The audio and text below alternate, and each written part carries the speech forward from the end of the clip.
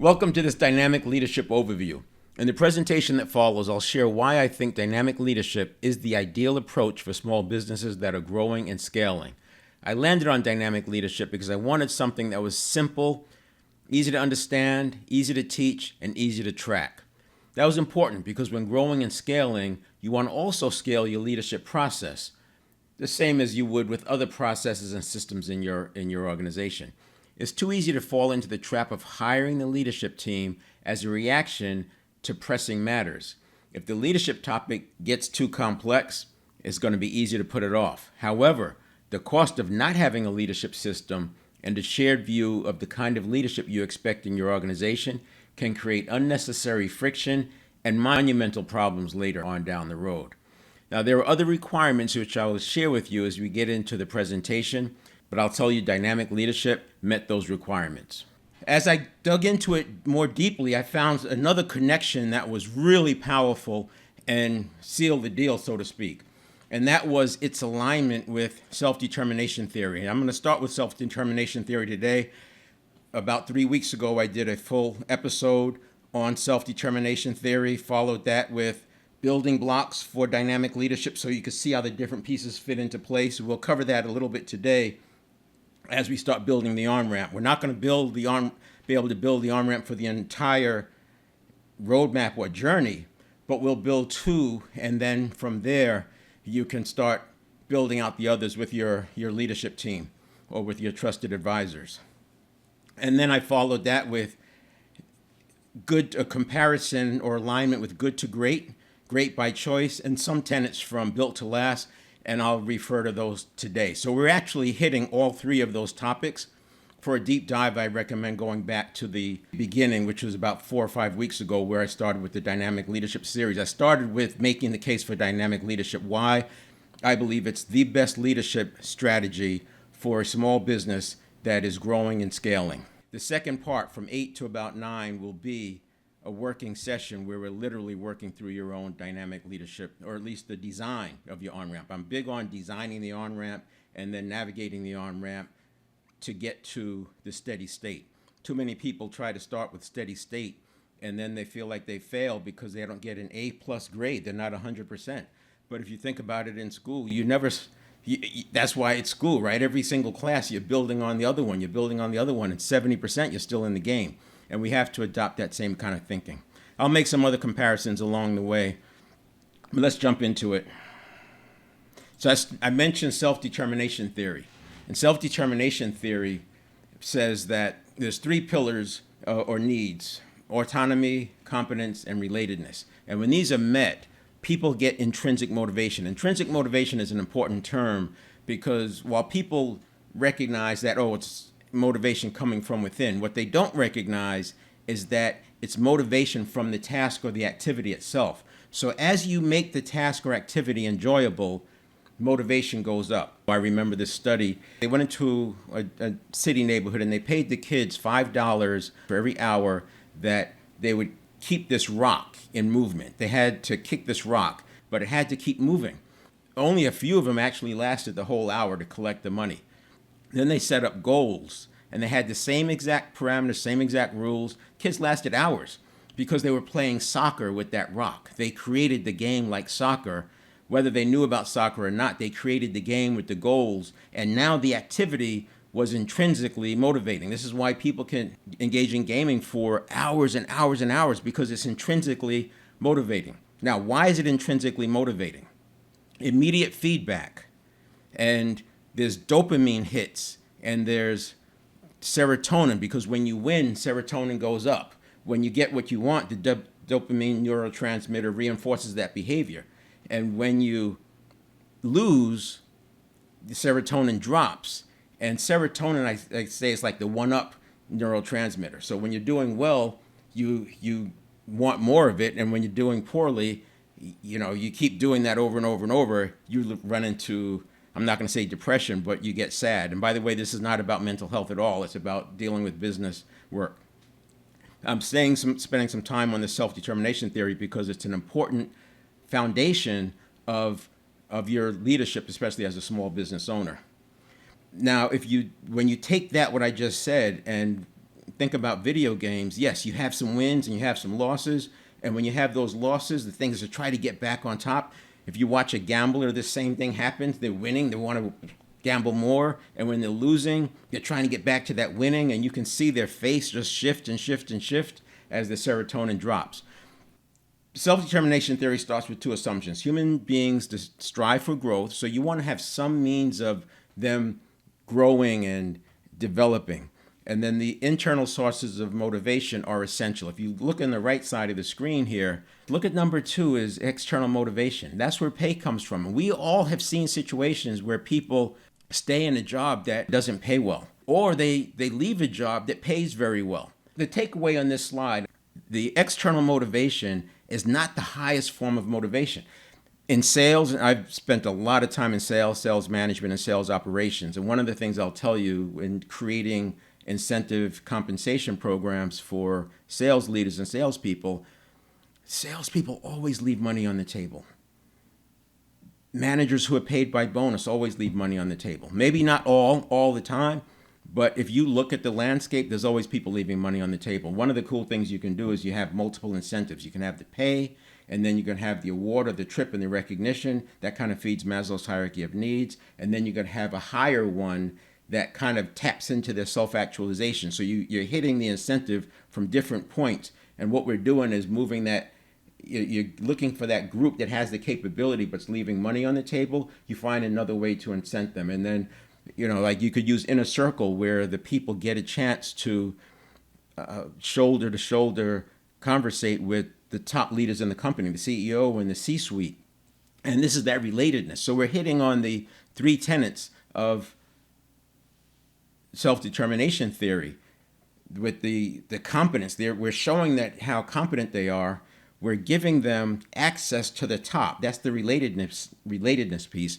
And while autonomy doesn't show up as well in that example, it is that they get to make the choice. They're not told what to do. They are given the opportunity, and then they can go after it. So something to think about. It's a way to think about self-determination theory as it applies to your incentives.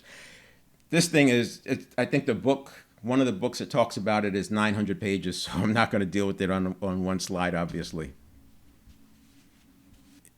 I try to capsulize everything into one little graphic. You can see context and content is the meaning. It's unrealistic to say that you're going to build your entire organization structure around what makes the employees happy or what taps into that autonomy, competence, relatedness. And I would say that the closer you get to purpose, the closer you're getting to this environment where people can be intrinsically motivated. But it doesn't have to match their purpose 100%. See, if there's just a 10% overlap, doing something for the greater good is where you're going to find that overlap. They can frame the meaning in such a way that 10% overlap is enough. It's enough to tap in to that purpose, and that's going to help you with the intrinsic motivation. And then tapping into the basic psychological needs, and think in terms of autonomy, competence, and relatedness. It doesn't take a rocket scientist to figure out if what you're about to do builds on these 3 or detracts from these 3. And if you have employees who are unhappy, you can pretty much talk to them and within 5 minutes find out which one of those 3 is missing. Then we have internal motivation. Extrinsic is low, intrinsic is high. That's the same slide, basically the same message I said before. And then consequence and engagement, feeling, understanding, and behavior. People need to be seen. They need to feel like they're making the choice. Even when I talk to salespeople about their sales process, you want to sell in a way that people want to buy, and you have to let them feel like they're making the choice. So a close is really not you closing them. The close is really helping them get past their own inhibitions about making that purchase. So as I said, intrinsic motivation is incentive from the activity itself. Extrinsic is incentive other than the act itself.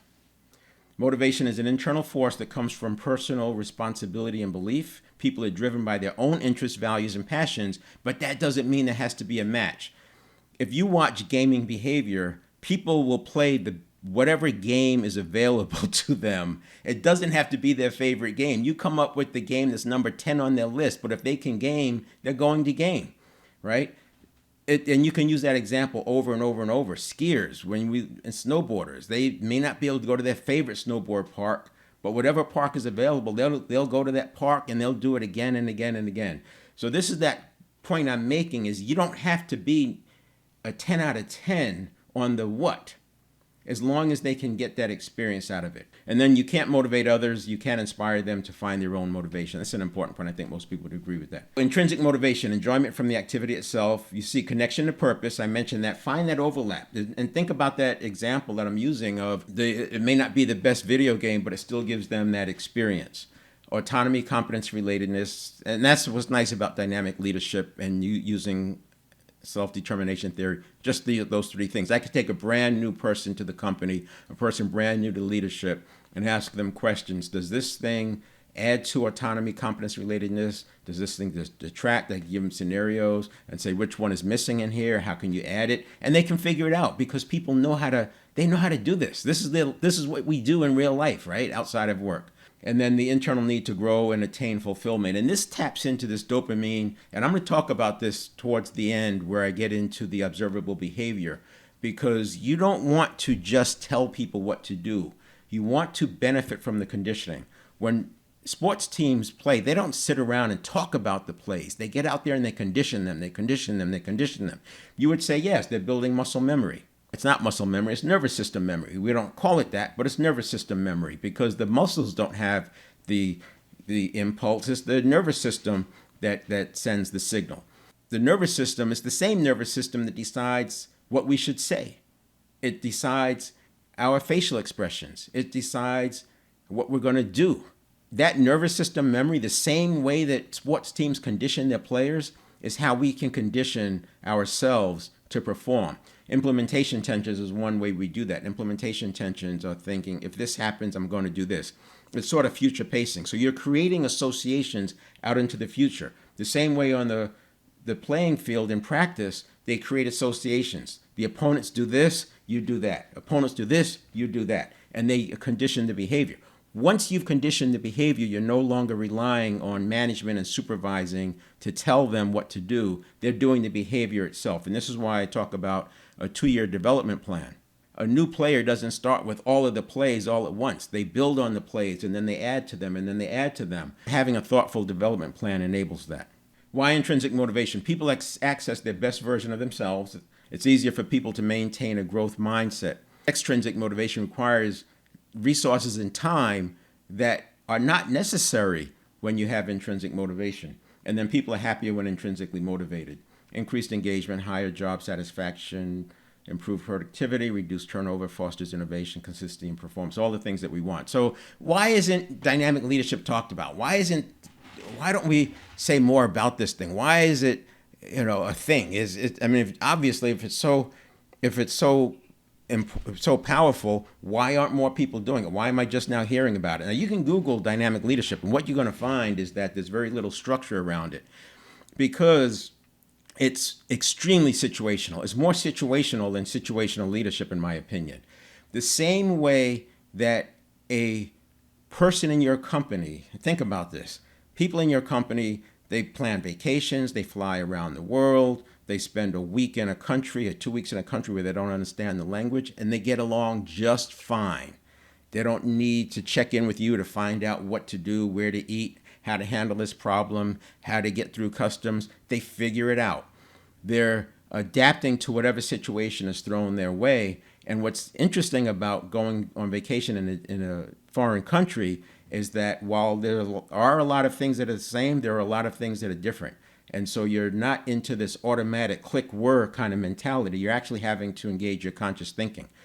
The connection there, you look at some of my other events, because dynamic leadership goes along with personal leadership. You first have to have personal leadership and agency, and then you can have the dynamic leadership. To try to do dynamic leadership without the personal leadership and without having the agency, it's going to be a lot more difficult because you're going to be reacting to internal feelings, internal emotions, and those are going to get in the way. This connection that I'm making about the example of going into a foreign country, people are having to pause. They're not having to just rely on their automatic nervous system response. They're actually having to pause, which is a big part of getting into personal leadership, because you're inserting a pause between your reaction and your response. We don't want the reaction to equal the response. I say a lot more about that. You can go into my event section and I call it high performance self coaching. You look at one of those videos, do more of the left side and do less of the right side. This is motherhood and apple pie. We know this. It makes sense. And again, why isn't dynamic leadership talked about? I already alluded to one of the reasons. One of the reasons is that there's no structure around it. The other reason I would say, and this probably is more important, is that I want you to experience this. So I want you to read this slide and read it from the perspective of an employee and see how it makes you feel.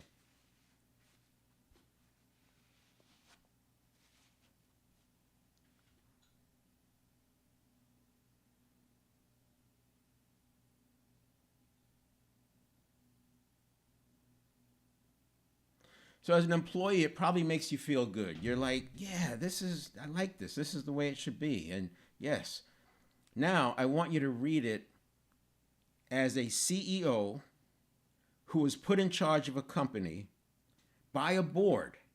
And the board told this CEO that they have to hit these targets by this date in a year. If they don't hit these targets by this date in a year, then they're out. And by the way, the board also put in place the senior leadership team. So the whole C-suite was put in place by the board, meaning that these are their guys. And now the CEO comes in, and the CEO has to get this done in a year or they're out. Now read it as that person. So you can see the challenge, hopefully, with servant leadership in that, yes, it's good for the employee and the team member. But when it comes to the board and that CEO who was put in place by the board, I don't know if I have the patience to do that. That seems like it might take a long time. That's a long-term play. And we're dealing with quarters here and maybe a year. And of course, public corporations, their numbers are looked at quarter to quarter. And some of your best performing organizations based on great by choice. So Jim Collins, Built to Last, Good to Great, and then Great by Choice. One theme through all of those is these people did not fall prey to the quarterly numbers and that quarterly metric. Sure, they still had to report, but they didn't worry about what this decision was going to do to their quarterly numbers. They made the right decisions for the organization. And this is an important point here because as a small business owner, and that's who this is for, small business, as I've talked about in previous events, somewhere around up to 400 people about. And the reason I use 400 people is because after that, there's too many complexities or potential complexities because of what I'm talking about, like with the board and et cetera, and other stakeholders. You have investors who care more because we're talking about a lot more money. The other thing that happens is the urgency actually is lower above that because you have your revenue per employee can as much as double for companies with more than 400 employees compared to companies with less than 400 employees. Of course, it's more of a continuum. But when you have 2 and 3 times the revenue per employee, you can make a lot of mistakes. You can have a lot of people sitting around doing nothing while you're waiting for the next big thing. That small companies don't have that luxury. So that's why I use the 1 to 400. It doesn't mean that dynamic leadership won't work in a larger organization, but there are some hurdles that you may have to clear, especially time. And I would say one of the things, if you're that CEO and that board, I think the condition I would put in place is, as back to them, my counter would be, okay, that's time out. Here's the areas I need freedom of action. I'm going to do it this way in this area, and this way. And by the way, this is going to take more like 18 to 24 months because this is what we're dealing with. It was kind of screwed up, which is why you're bringing me in. And the reason it's screwed up is because of this, this, and this. And that doesn't turn around in 9 months. It turns around more like in 18. So we need to take these metrics and move them out to, you know what, I would create that frame if you're in that situation. Or you don't, it's either win-win or no deal. If you can't get to a place where you feel, because here's the thing, after a year when you're on the hot seat and they're telling that CEO, you're out of here because, and they say, yeah, but this, and yeah, but it doesn't fly. It's over. That ship has sailed. You've got to set that up on the front end when you have some leverage. And then once you create your bubble of what you can do, now you can do the dynamic leadership. So I bring that out because you can still do it if you're in a situation with a very powerful board. When I say powerful board, I'm talking about in the context of they put all the leaders in place. And so basically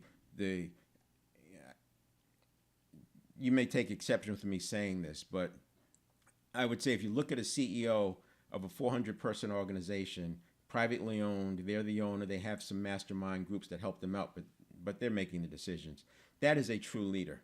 When you're looking at, and again, I'm going to get some pushback on here, but when you look at leaders who are put in place by a board, the entire team was put in place by the board gives them the strategy. It's almost like those leaders are managers.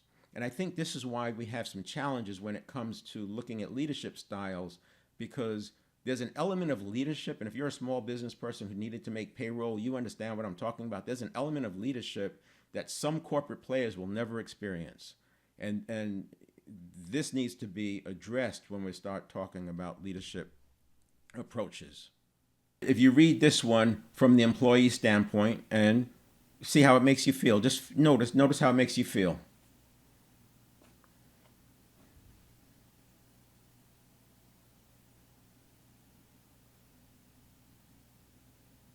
Now, I want you to read it as that CEO who was put in place by the board, and the board also put in place the C-suite team, and by the way, the board also put in place the strategy.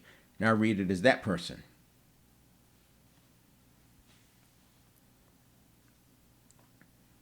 You probably notice that it fits much better with that CEO who is being driven to complete certain tasks and hit certain metrics within a very short period of time. That's why people like command and control. But hopefully in that little exercise, you've noticed how these can be at different ends of the continuum and why command and control still will always prevail and why servant leadership will always be rejected by some. So some will always lead with command and control, and some will always reject servant leadership. And it's because they don't serve the entire continuum. They're ends of a continuum, and somewhere in the middle is where it works. And that's why I like dynamic leadership. So take a read of that one.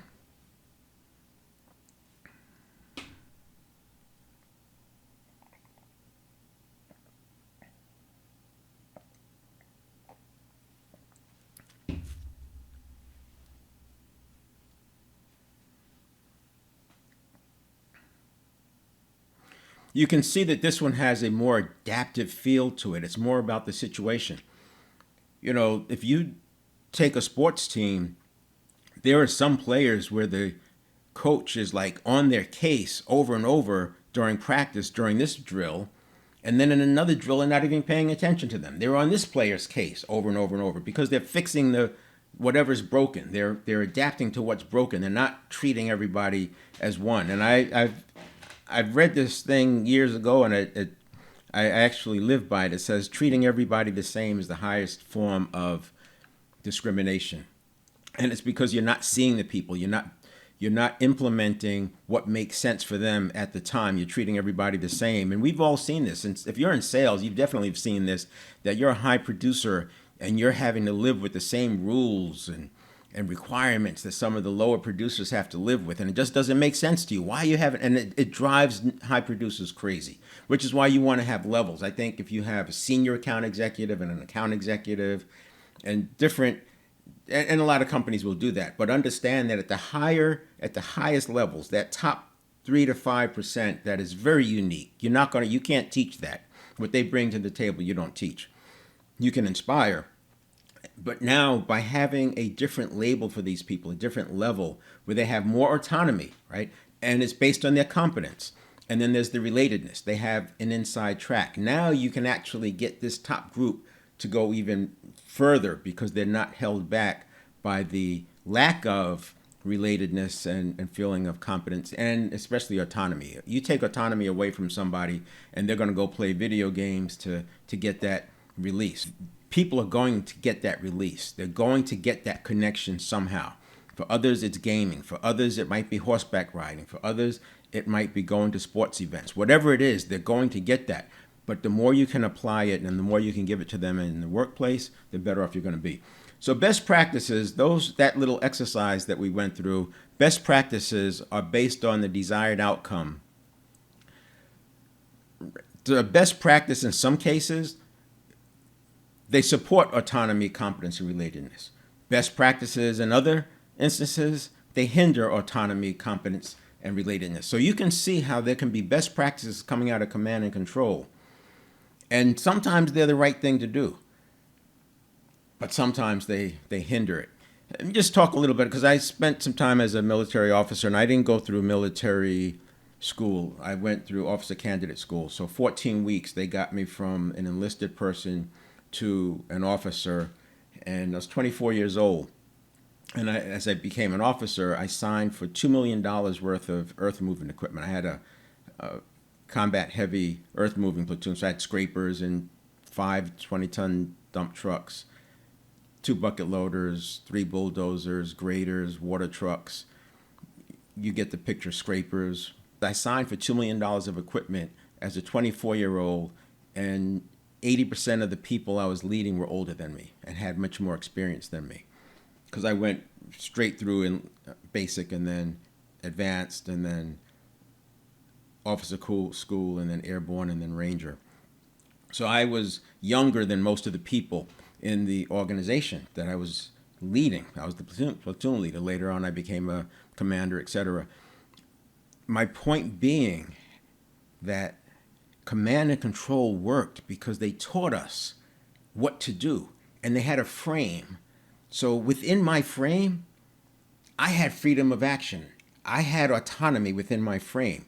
And this is how the leaders develop in the Army. This is why back in the day, the corporations loved to get people from the military, because they had this development. They loved military officers and non-commissioned officers as well, because they had this leadership structure that they understood. And that's why I think command and control, at least in the US, found its way into the fabric of a lot of organizations. But my point is, command and control worked because there was a combination of direction and rules, but also autonomy. And remember, in the military, we were training all the time. If you didn't have a mission, you were making up a mission. You were out in the field doing training constantly. That was the work. The work was training.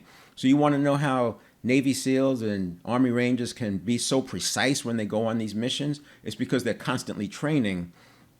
There's other reasons as well. They basically have conditioned a different set of reaction response for these folks. But I'm pointing that out because, yes, command and control can work. But if you don't have that entire structure, the freedom of action, the real, and also there was a hefty penalty system in there. I could use Article 15s.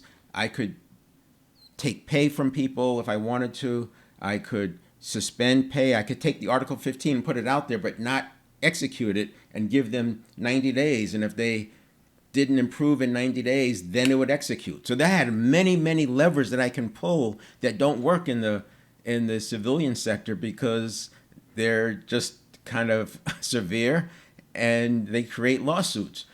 So if you're using command and control, but you don't have all these levers, you're probably not going to. And then what it takes is a charismatic leader to make it all work. The charismatic leader comes in, but you can't train that. I mean, you can, but most people don't have the tools to train that to be a charismatic. It's a conditioning. It's not teaching. You have to condition the behavior. Anyway, back to the point, command and control will have its limitations, and it requires other tools that most small businesses are not putting in place. So if you're using a command and control, it's not working. I can tell you that already, and you're probably looking for why it doesn't work. If you're using servant leadership, it's probably not working because you're not getting the compliance that you need. Dynamic leadership can fit that. So here's a quick comparison to start to make this point further. So as you see across the top, the aspect, what it looks like from command and control, what it looks like from servant leadership, and then using that same aspect but with dynamic leadership. And you can see it, top-down, centralized control, collaborative, bottom-up. You need a combination, adaptive. It moves between top-down. And this is why I'm saying you don't see a lot of teaching material in dynamic leadership, because it's not cut and dry. It's not a quick rules-based thing. You have to look at the situation. And so it doesn't serve, maybe I shouldn't say it this way, but it doesn't serve the universities well, because how do you do an entire curriculum? How do you do, advanced degrees on dynamic leadership when it requires the situation. But that's essentially what goes on in the Army when you're constantly training, or the combat arms, I should say. The leader's role, authority figure, directive. And see, this authority taps into cognitive biases. There's a lot of cognitive biases at play when you look at the leadership style. And that's why I wanted something that was simple. Because when I first started this journey 4 years ago to put this into a package, I thought I was going to be talking more about cognitive biases. But the challenge is cognitive biases is such a vast area, and they're different for each person. And trying to understand all of that, it turned out to be a non-starter. But understanding cognitive biases allowed me to create my framework for that replaces the typical stimulus response. And by replacing that framework, I literally address the situation of cognitive biases in that structure. In other words, I take them out of play. And the program, you actually go through the personal leadership and agency. And I don't care where you are. There's more personal leadership and there's more agency, because no one is 100% in charge of their subconscious. And then once you become in charge of your subconscious, now you have personal leadership and now you have agency. It's the being before you go after the having, the be, do, have versus the have, do, be. And then once we have that personal leadership and agency in place, and it could be 3 to 6 months, and then we get into the dynamic leadership. And the dynamic leadership is now you can pull those levers and you're not being driven by your own internal reactions, your own insecurities, your own fear and greed. Gain a benefit, greed at the extreme. Avoid a loss, fear at the extreme. And these create other problems because you have conditioned responses, conditioned reactions, etc. And then another one, goal orientation, immediate tasks, short-term goals. There's that quarterly thing, right? Long-term relationships, growth of individuals in the team. And then it's dynamic leadership is more ambitious. It's forward-looking. It moves toward large visionary goals. And I'm going to say something here because one of the themes that you'll hear me consistently talk about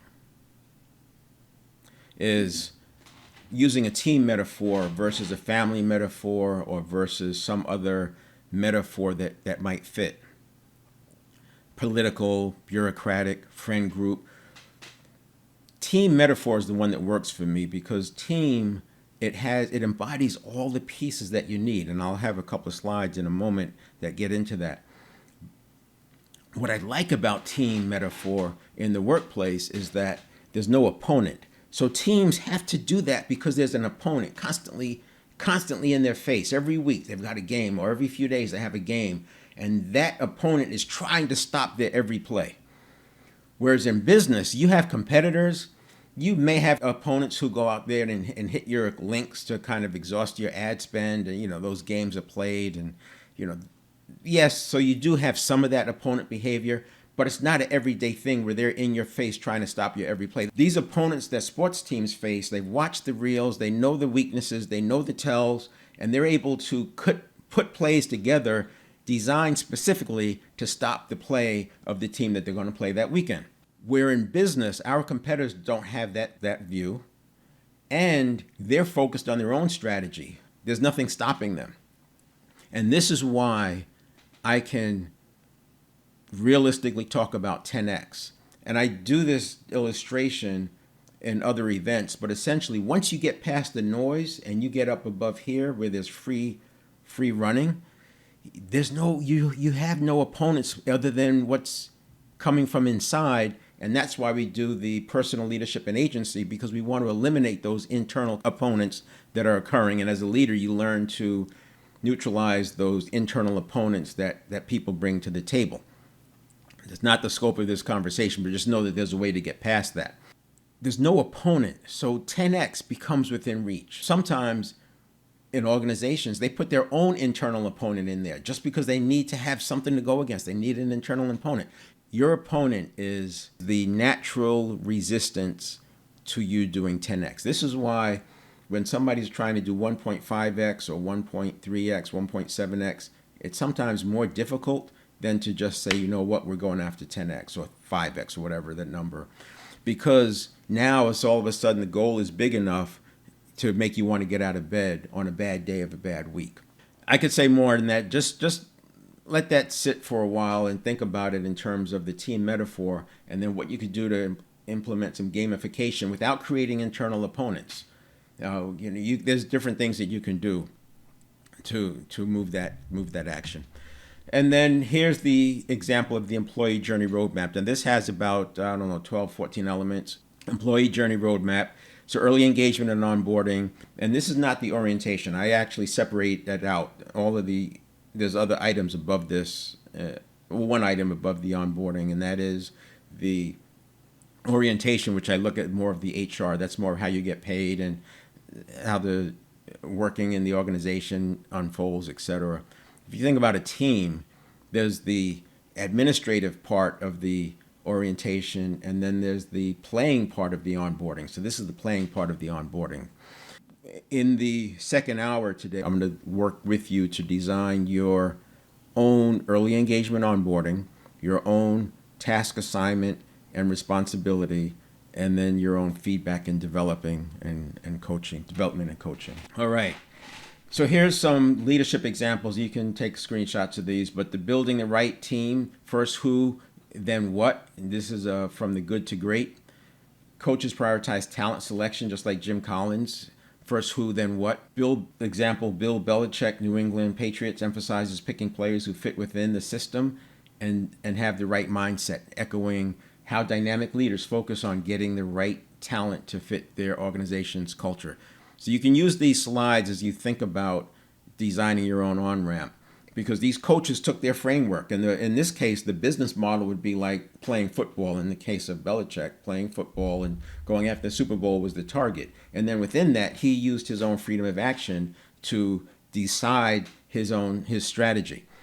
So your business model can be what it is. Your vision is what it is. The business model might change 2 or 3 times on the way to its vision, right? That's the blockbuster Netflix conversation. The idea was the vision is the same, but the business model may be different. And then to achieve the business model, you can change your operating model over and over and over. The operating model is like the playbook, as an example, as a way to think about it. So you don't have to say this operating model matches that business model. You don't need a plan B. We're talking about the vision. You're staying with that vision because it's the right one to do. The business model might change. I don't think it's going to change every year, but the business model may change 2 or 3 times over an evolution of a company.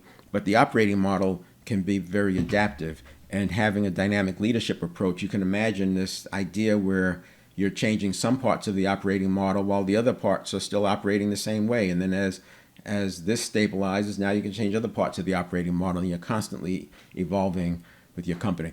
Next one, adaptability in volatile environments is great by choice, specific, methodical, and consistent. So Putnam, I think it's Howard Putnam, Southwest Airlines, he was one of the companies that made the cut from good to great by choice, because he was able to keep getting those high performing results after the volatility of the economic crisis in '08. And that's essentially the book's Good to Great looked at these companies that were for 15 years able to get these outsized results compared to the comparison companies. And then after the financial crisis, some of those companies just literally disappeared. And then what Jim Collins and his team did, they went and looked at which companies sustained it even after the thing, why some companies disappeared, other ones kept going, and Southwest was one of the ones that made the cut.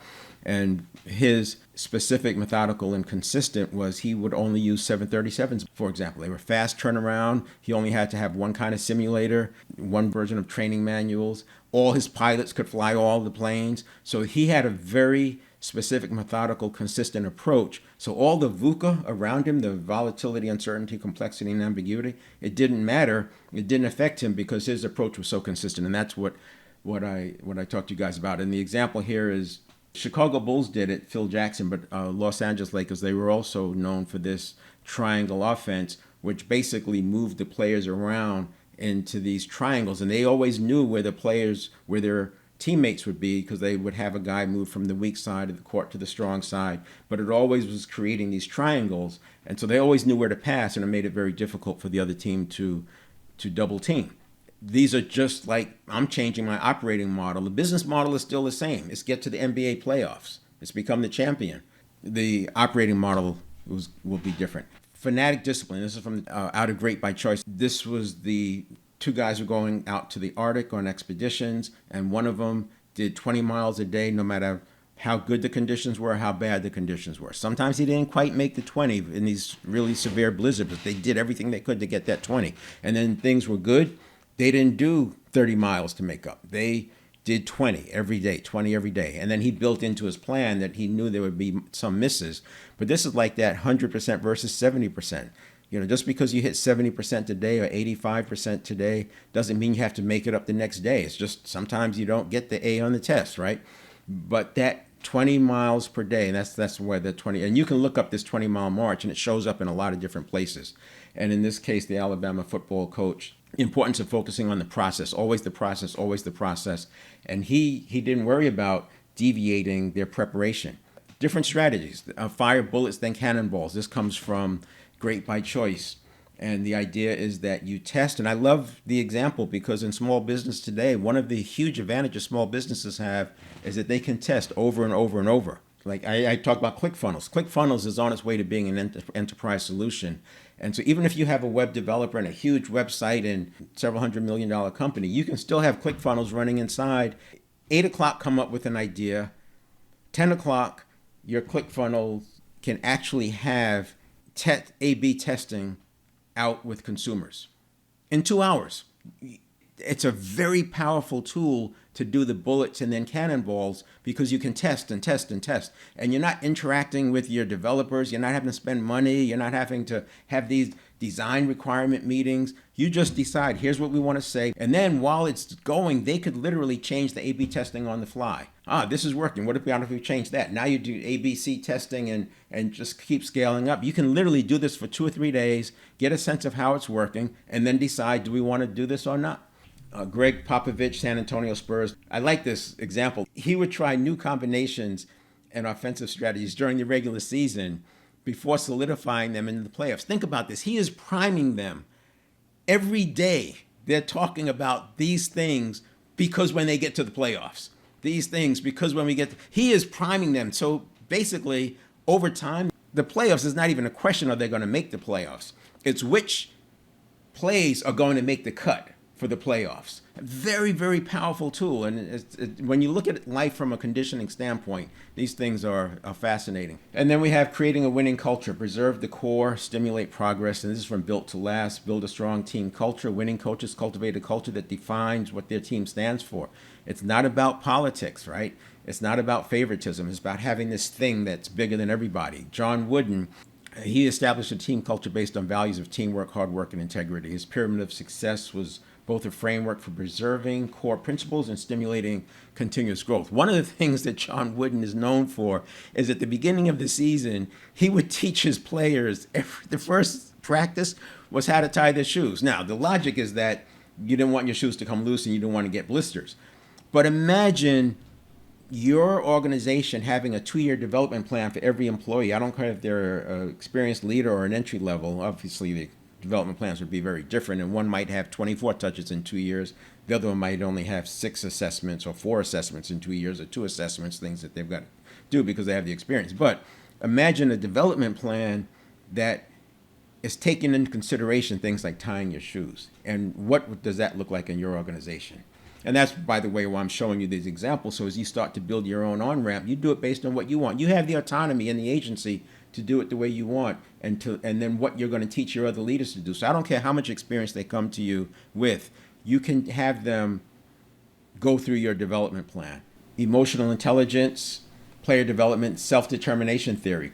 We said quite a bit about that, connecting with and developing individuals. Great coaches understand that they need to connect with each player. Steve Kerr is known for his ability to manage diverse personalities. Phil Jackson did this as well in the Dennis Rodman, Scottie Pippen, Steve Kerr, Michael Jordan days. He had all these unique personalities and he was able to get them to work because he saw each person and he didn't have them competing against each other. He had them competing against becoming their best version of themselves.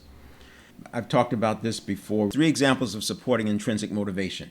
And I'm covering this one because now we're going to get into using this project template. And I hope you download the project template because on the second part of it, I have the the roadmap and the journey that you can use. I also have the comparison between command and control and servant leadership.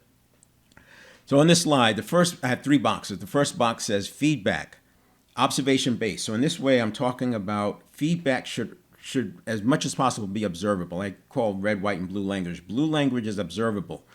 When you use observable feedback, I like the way you did X, Y, and Z because it led to A, B, C, whatever. As opposed to you're doing a good job. You're doing a good job would be red language. Describing the behavior takes a few more words. That's blue language because you're actually tying it to a specific behavior. They did this and you did that. That was exactly what we want. That's blue language. And then white language is describing what's not there. You didn't do this. You didn't do that. You weren't present at the meeting. It doesn't look at what you were doing. There's a billion things anybody on any given day is not doing, and telling them what they're not doing is not a way to motivate them because it doesn't give them any direction of what to do. So that's the observation-based feedback. 3-to-1 ratio. That's talking about 3 positives or praises for every 1 reprimand. And we're not talking about praising and reprimand in the literal sense, but you want to give 3 acknowledgments of good work, good feedback for every 1 that's going to be some kind of a reprimand. And the way you do that is by using observation-based feedback and by using a long-term development plan. You have the opportunity to always be giving feedback. And you can always give your feedback in the context of a start, stop, continue format, which is going to be, it's like a positive sandwich, right? Like a praise, reprimand sandwich in a way, start, stop, continue. But the development plan gives you the context for having these conversations. Growth mindset, you want simple things like using the word yet. Yeah, you're not quite there yet. That fosters a growth mindset. You're not doing it, we don't quite have it yet. That fosters a growth mindset. Versus you didn't do it, you failed, it didn't work. Of course, that's also white language. So you want to use that yet. And then checkpoints. I think checkpoints, we're leaving money on the table because we don't have them. A lot of companies don't have checkpoint meetings at all. In California, there's such a high bar to become a salaried worker, an exempt employee, that we have people literally managing stores, major stores, and they're hourly workers. And so hourly workers tend not to get checkpoint meetings. I don't know why that is what it is, and then other companies look at checkpoint meetings as something that are for when people are doing poorly. They're on a performance management plan. First of all, I would say a performance management plan is not a negative. A performance management plan, I know how it's talked about, but a performance management plan is we're going to manage performance and make it better. That's why we have the development plan. Checkpoint meetings are a way to talk about the development plan and the progress and the next level and taking the next steps. Imagine a sports team that never had practices. Imagine a sports team that had practice but never had feedback. Now, you don't have a game every week in your business, but what I would say is that you have opportunities that show up every once in a while, and those are your opportunities to make major ground on 10X. And that's the big game for you. And you don't know when those big game moments are going to show up. So we want to keep building that team and preparing them, and that's when the stakes are highest. We've all had those existential crisis feeling moments, and that's what you're preparing these people for.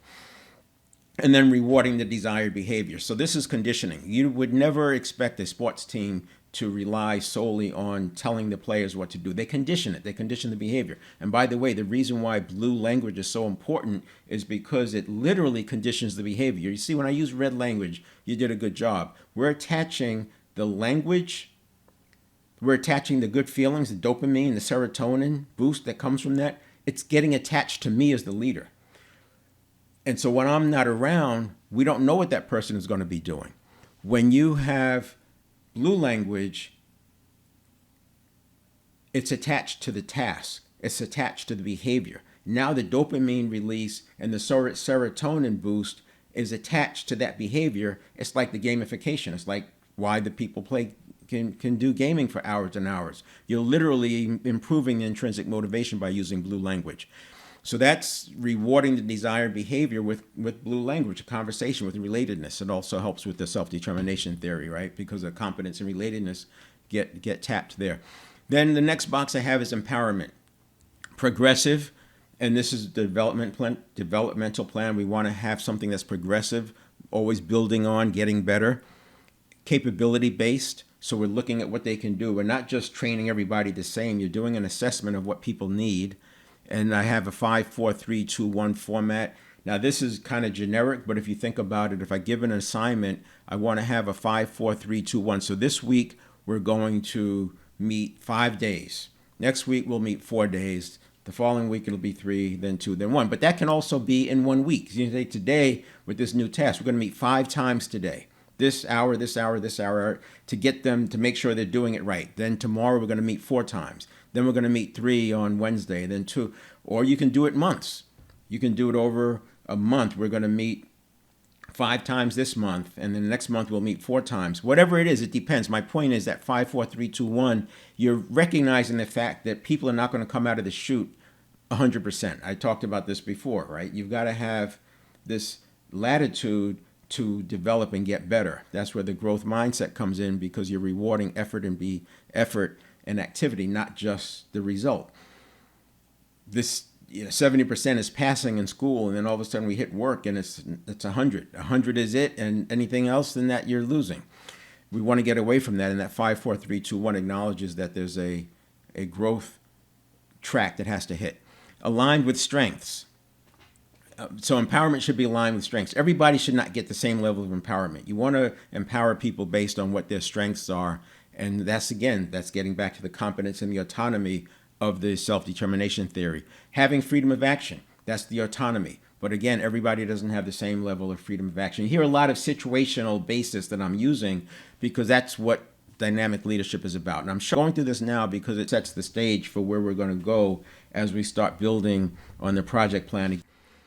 And then we have including development. So I have made the statement, I'll make it over and over again, that companies should have a 2-year development plan for their employees. Now, for some employees, that might be 24 touches. For other employees, like experienced leaders, it might be 3 or 4 touches in 2 years. But if you consider what goes on in the military, in combat, they're always training. They're constantly training. There's always another level to go to. That was the reason I brought up the John Wooden, tying your shoes at that level of granularity.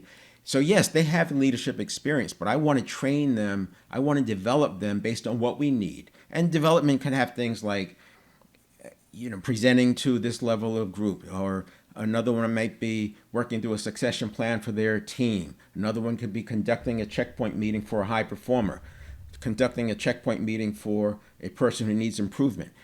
Another one could be conducting a year-end appraisal. Now, some of these might be just checks, right, where an experienced leader knows how to do the appraisal, but you also might pick up 1 or 2 things that they may be doing wrong. Remember, leaders come to us from different metaphors. They could come from a family metaphor. There were no appraisals. They might come from a command and control metaphor where it's all about, fear, motivation. So even though they know how to do a year-end appraisal, they may not do it the way your organization is doing, which is based on a team metaphor. So here's where we're flexing that nuance a little bit, and we're doing it early on in the development plan so that we're all on the same page. So definitely including development. And then the third box is checkpoints. And an easy format, if you've never done checkpoints or you don't do checkpoints, I would start with, first of all, do it about yourself. Start with a start, stop, continue. And I would start this with high-performing employees that you have a good relationship with, so you can get your own comfort. You need reps, right? The first time you do it, you're going to be it's going to be probably a little bit rough. You'll also find that when you do it with some employees, they really kind of resist this. So you need to do some reps and get comfortable with it. But in the context of building a high-performing organization, what are some of the things I can do as a leader to support you to move in that direction? What are some of the things that as a leader I should start doing? What are some of the things as a leader I can stop doing that may be getting in the way? And then what are some things I can continue doing? So it's that praise, reprimand sandwich, so to speak. And then do it with them. After you've done that with yourself a few times, then you start doing it with them. And I would always do both. In a checkpoint meeting, I would do that. I would do myself first. It's like a live 360, right? What can I start doing? What can I stop doing? What can I continue doing? And what often happens, the things that I was going to talk about with the employee about what they could improve, I'm causing some of the problem. And so their start and their stop and their continue actually gives me feedback that says, ooh, I'm creating the friction point that's causing the thing that they're having trouble with. Easy enough. Just remove the friction point. It was surprising to me how often that was the case. And it's because I'm solving problems as they're coming up. and I'm not recognizing their model of the world. Like they may have a model of the world that says, this is how I do this. When this happens, I do that. When that happens, I do this. And I've got this thing in place that was put in for some other reason, and it's getting in their way. So having that conversation is a two-way. And then from there, once you're comfortable with that start, stop, continue approach, you can start expanding your checkpoint meetings. There's different forms you can use. Again, as a leader, you can come up with your own way of doing it. But I would always go back to the team examples or the team metaphor, and that's why I gave you those slides of the approaches that different coaches. Two-way feedback, so that's the live 360. I also recommend doing full 360s if you can, if your organization allows it. Definitely do some full 360s. I would do Myers-Briggs. Myers-Briggs is a real eye-opener. The biggest area of breakdown in organizations tend to be in the N and the S dimension. So N is the intuitor, S is the sensor, and it's almost breaks down in terms of operational excellence versus project excellence. And one group wants to change things, the other group wants to keep things the way they are, and it's the biggest breakdown in business or in organizations. And by organizing your teams in such a way so that you have both represented makes a lot of sense, especially as you're thinking about projects. So projects, I probably would have more N's, but I need some S's in there to keep me grounded. And in the operational, I'm probably going to bias more towards S's, but I need some N's in there to look for opportunities for improvement. You could also use it with your listening. If you know you're talking to an N, you know they're biased towards improving things, and you may have to cut the deck a few times. When I was building high-performing teams, I had a new team to build every 2 years because the way the work was structured. I always had my senior leadership team go through Myers-Briggs. We did it together. So I've gone through Myers-Briggs probably 7 or 8 times through the whole thing. So I wanted to go through with the leadership team. And then we all understood each other's strengths, and we understood our propensities, et cetera, and that applied. And then the checkpoint meetings should feed the annual review. I also put in there developmental, so checkpoint meetings have to be developmental, where here's where you are, here's what we need to be doing. You're not here yet in this area, and here's what's next. And always building this next. And that's sort of a gamification, because it's like gating. Imagine training a kid to ride a bicycle. First, you want them to ride and pedal fast enough with training wheels, or with you hold on a seat, and then they have to learn how to get the bike to balance and steer. So you keep them on the sidewalk for a while, and then when they get good enough, you let them go in the street, just in this area, or just on your block, and then next thing you know, they can go around the block. So it's that same developmental thing, and it's a gamification. So they're motivated to get better at steering. They're going to start showing you how they could turn into the driveway and at a high speed, and how they could do all these things because they want to earn that right to go in the street. As an example, you can fill in the blanks if it doesn't quite fit.